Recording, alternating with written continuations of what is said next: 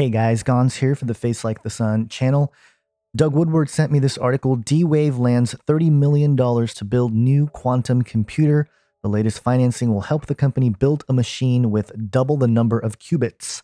Now the money is coming from Canada's Public Sector Pension Investment Board. Here's the website of that company, PSP Investments. There's a 2016 annual report here. And if you go into that document, you clearly see that they have some plans that seem eerily similar to the 2030 Sustainable Development Agenda by the UN, the morphed Agenda 21, where basically there is a full-scale lockdown control of every sector and segment of society.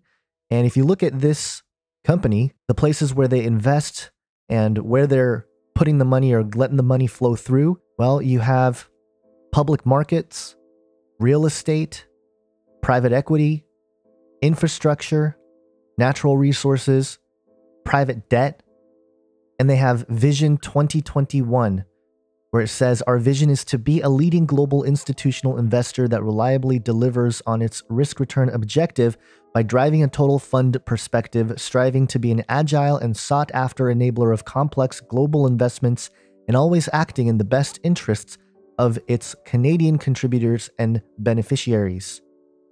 So there you have it, a global scale investment company putting $30 million into a D-Wave computer that will produce double the amount of qubits.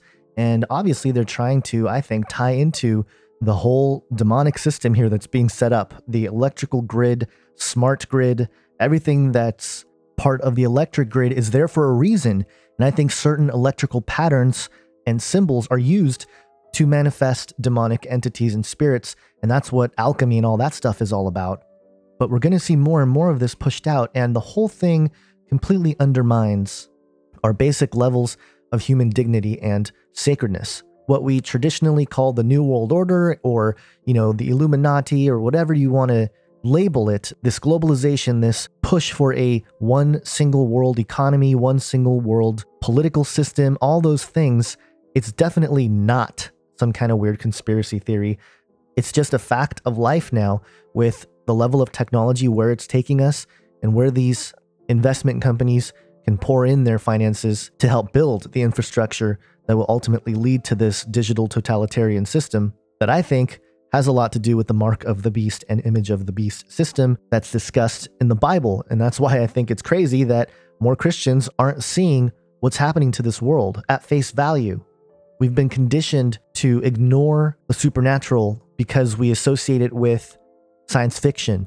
But science fiction is becoming science fact. And at the same time, the prophecies written in the Bible seem to gain more and more credibility as the flame burns at both ends, right? Naturalism is headed towards this eschatological singularity with the idea of a noosphere and a global brain and all that stuff. And on the other end, prophetic scriptures seem to be more and more plausible in fulfillment. And I think little pieces of prophecies will start to click in. Not that all the prophecies are fulfilled, but that patterns emerge that will ultimately lead to a full fulfillment of the written word. So I think we live in some crazy times. I think we live in some times that the prophets saw, and we should recognize that as believers. More and more money is going to be poured into quantum computing.